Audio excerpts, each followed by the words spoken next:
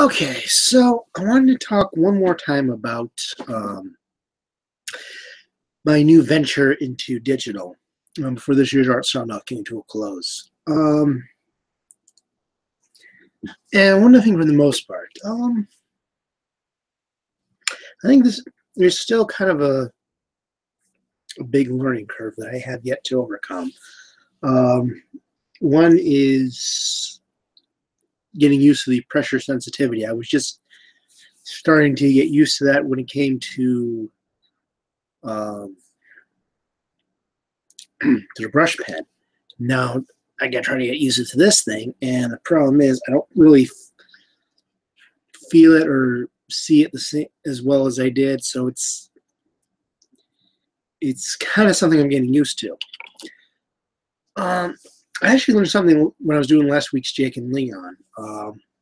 I was wondering why when I want to pencil it, excuse me, when the reason for using a pencil was that I can't erase ink. So you make the pencil to make sure it looks the way you want, and then you ink over it.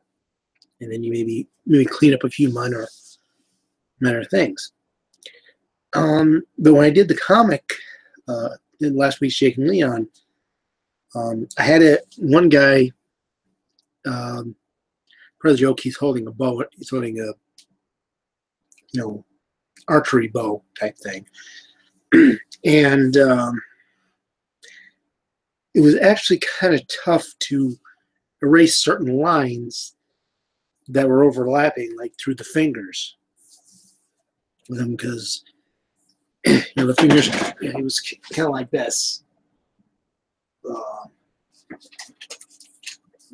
This with the bow, and you don't want to see the bow going through his fingers. You got to edit that part out, and it was actually a bit of a pain.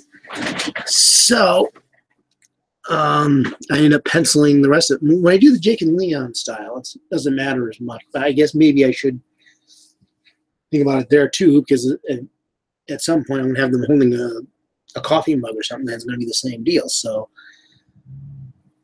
what I thought might be a little cut my time down a bit, actually it's not going to. So that's something now. So that's something that I didn't realize. I didn't think I needed to pencil, because why do you pencil? Because you can't erase the ink, and apparently there's more to it. You have to this way. It's still lines that are a little tougher, a little easier to erase, obviously, but sometimes they're still kind of difficult to erase. So I'd still have to take and digitally pencil before I digitally ink. So it's much for losing it. So much for cutting my time down a bit. But it's something that I learned, and that's kind of what I'm doing right now. Is I'm still learning. That's why I'm doing this year's Captain Yuletide deal in the old-fashioned way with some of the bristles I got left, because that way I don't have to worry about it. I can still focus on making the comic good. So it's something that I already know how to do. Maybe next year I'll do Captain Yuletide digitally. Maybe I won't. I don't know. Depend on the look, because there are some differences between how you do it digitally versus how you do it by hand. Well, on paper, rather. Just like every different type of paper has something different to it. The difference between using ditto paper and Bristol, or notebook paper, or anything like that. So, but overall, I am seeing a lot of good possibilities digitally. But again, I think a lot of the possibilities are coming from what I can do coloring and what I can do lettering. Not so much the drawing just yet, although the more I play with it, the more I learn how to do different things, I think the more I'm going to see its potential. But then that's kind of a problem with my drawing as a whole, is trying to figure I embraced my limitations and learned to work around it and to kind of boost my strengths. But my focus is still always on the story, and whatever best tells the story is what I'm going to go with. If I wanted to go 3D, if I wanted to shoot it with toys, I don't think I'd ever use actors because I never really seen a comic with actors, be it photo comics or screen capture comics or anything like that. I've never really found them all that useful, with the exception of maybe, does anybody remember those Mr. T comics that were all over the place? It was always the same running gag, even though it was by numerous people. Basically, it was cutouts and screenshots of the A-Team and other Mr. T movies, and then of other movies, as he was pretty much Mr. T versus every fictional villain in the universe. And then the running gag was that his van could fly, and then he drank milk, and he threw people hella far. Literally, those words would pop up. They even had him fight Frieza from Dragon Ball Z for some reason, and yet they didn't use the animation from the Mr. T cartoon. So it's live action Mr. T versus animated Frieza, and it was a bit of a disconnect to me. But no, it is what it is. But otherwise, for the most part, with actors, it never worked. With toys, it works.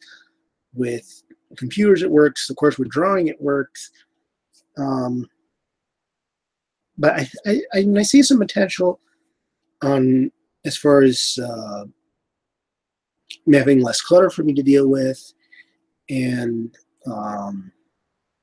being able to do certain things, resizing and repositioning and stuff. So, I mean, there are definitely some advantages to the digital style, and I just still have to learn how to do different things. But for the most part, I think it's going to be a good transition. It's still not going to be a total transition. There's still going to be, I mean, I got all these pens, I got all these pencils, I got paper. I mean, I'm not going to abandon all this. It's kind of nice to be able to move away from the computer, just sit at the art desk and draw. But I don't have to hunch over nearly as much because I have to sit up here to look at the screen. I have, I don't know if I can pick this up. I got this that for now I'm folding down to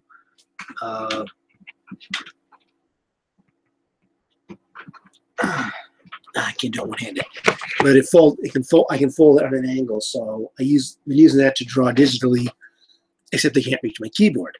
So I don't know if I want to put a small desk here that I have to put together. My dad's got a nice workshop. I could build a little desk to put this on, because I tried putting it on the on my stand for the laptop, and the things on the bottom that keep the laptop from sliding off kind of gets in the way. So that's something I need to work out too. But I would like to try and set up this up at the art desk even for digital, but it kind of requires me to get some software or something for the laptops. It's an old laptop. It uses an old operating system, so I got to play with that. But I think overall, I mean, again, I've only been working with it a little over a month at this point, and I haven't been able to try with it every day. But what I've been able to do with it, I see the potential benefits, and I think ultimately getting it was a good idea. What I would like to get is the screen, the monitor screen that you can actually draw on. But maybe it's because I have done so much with a mouse, because I did take. No, I haven't taken AutoCAD since high school. And even then, I only took one course of that, so probably not that bad. I'm finding it easier to be able to watch what I'm doing and not necessarily need the pen see where the pen is, as long as I can see where the cursor is. Trying to do with a mouse is, this is kind of tough to hold to draw on. You can't really make the same kind of easy hand movements that you can with this. So ultimately, this is still good to have this and the tablet as far as drawing on. And if I get eventually I want to trade the mouse in for a trackball, because I think that would be easier for me when I'm doing other things. But even then, I am still going to need this to draw, and and then I can always use the mouse to color, and of course I need the keyboard to letter. But yeah, digitally I think it's working out good for me, and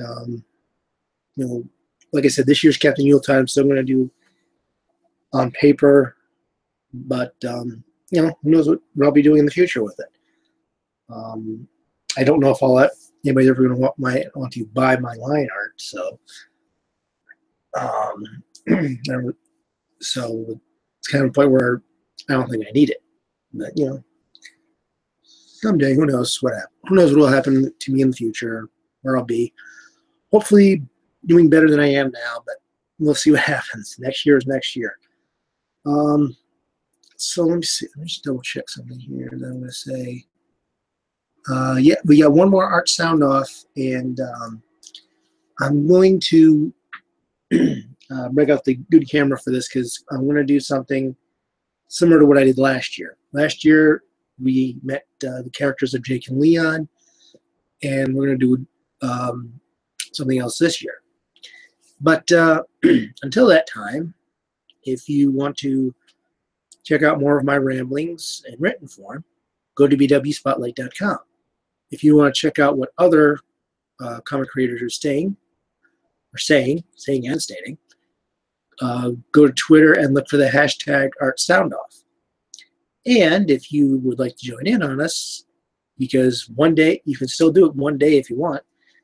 That was part of the challenge. It still definitely fits the challenge. You can go to artsoundoff.com, or maybe you want to check it out, see if maybe you want to join us next year, because hopefully we will be doing this next year.